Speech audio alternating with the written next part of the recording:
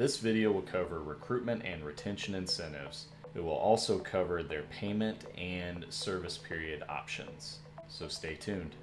Before we get started, you could help out by liking this video to help with the YouTube algorithm. Also subscribe to the channel and hit the notification bell so you can be notified of all the new videos that are uploaded, and share with anyone that could use this information. The first incentives that we're going to cover are recruitment, relocation, and PCS. These are generally part of job announcements because they're for positions that are hard to recruit.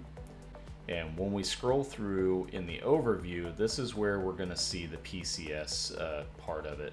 So relocation expenses reimbursed. This one says no, but if PCS were authorized, then that would be yes. PCS is permanent change of station, and it is a reimbursement program for your actual moving expenses. So if selected and PCS is authorized, they would work with the PCS coordinator. They would schedule your move, so your household goods and the relocation of those, and then the payment costs.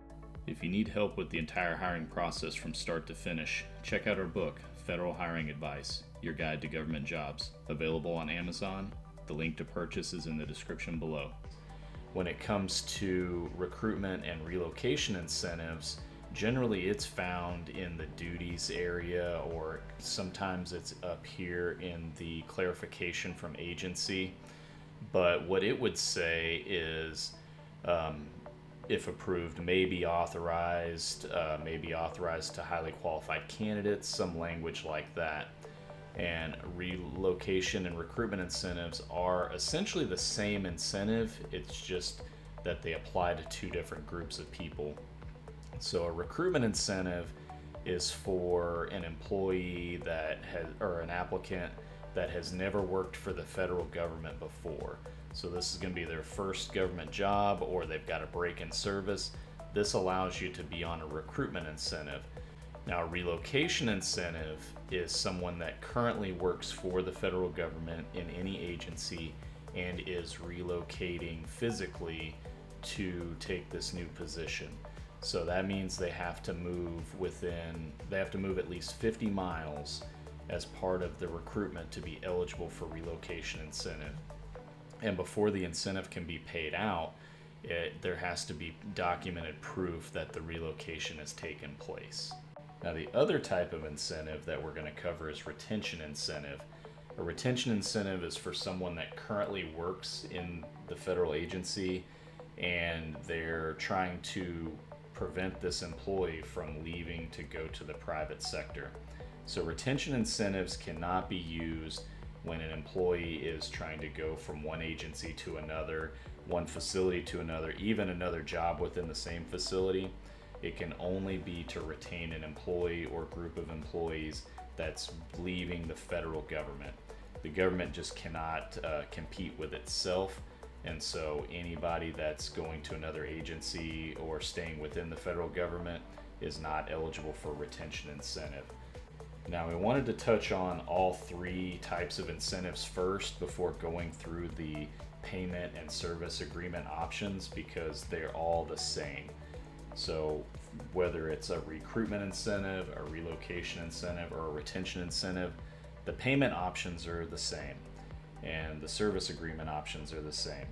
So incentives can be paid out in either biweekly payments, one lump sum, or installments over a period of time. So an installment would be one big lump sum.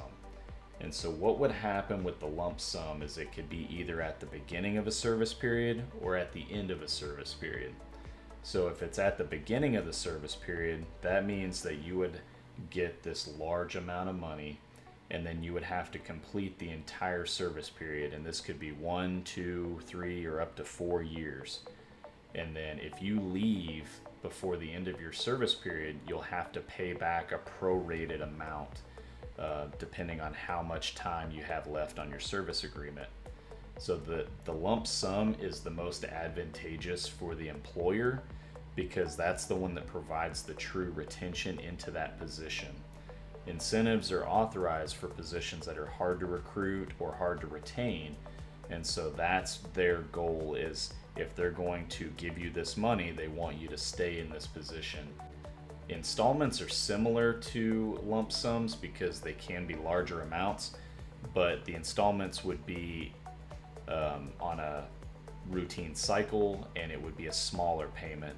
So if you had, let's say, a 1-year service agreement, you could get up to 4 installments, and they would all be equal. And what you would do is, once you got one installment, you would only have to serve out your period between that one and the next one. And if you left early, you only have to pay back a prorated amount of your installment, and then you just don't get the other 3. The same thing, they do them on annual a lot of times. So you could do a 4-year agreement with an installment each year, and that would mean you would only serve your first year. And then if you left early, you would just pay back a prorated amount of your first installment, and you would not get your other 3. Now, the lump sum could also be at the end of a service agreement. So you could be, your service agreement could be for a whole year, and then at the end of the agreement, then you would get your money. So that would mean you would have to stay in the job for an entire year. Then once you got your installment or your lump sum, then you wouldn't have to continue that agreement. That's at the end of the agreement, you already served your period first. Now, the most advantageous to applicants is the bi-weekly payments. So bi-weekly payments is where they take the incentive, however much it is and for however long it is, and they break it up into small payments that you get on every single paycheck. The reason why this is the most advantageous for applicants is because it provides very little retention whatsoever.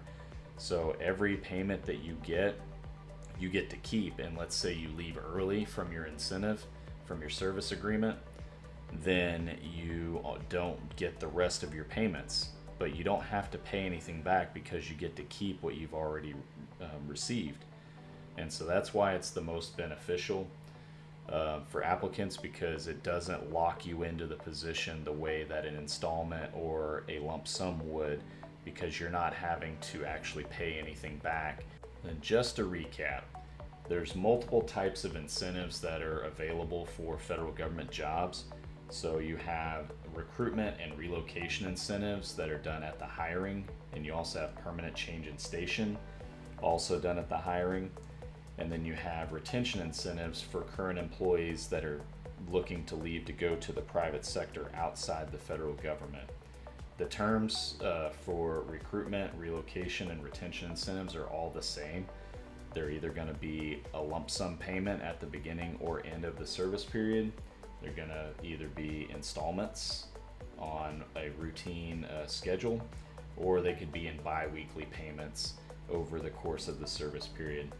Now, permanent change in station, those are relocation reimbursement programs, so you would work with the PCS coordinator if that was something that was approved and authorized.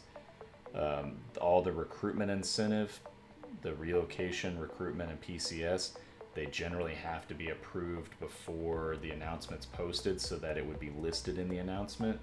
But definitely ask your HRPOC no matter what, because every agency does things just a little bit differently. So you don't want to miss out on a potential incentive if that agency is able to authorize that. Thank you for watching the video. If you have any questions, go ahead and leave them in the comments, and I'll do my best to answer. If you need to work one-on-one, you can visit the website at www.federalhiringadvice.com, and we can schedule a time to meet.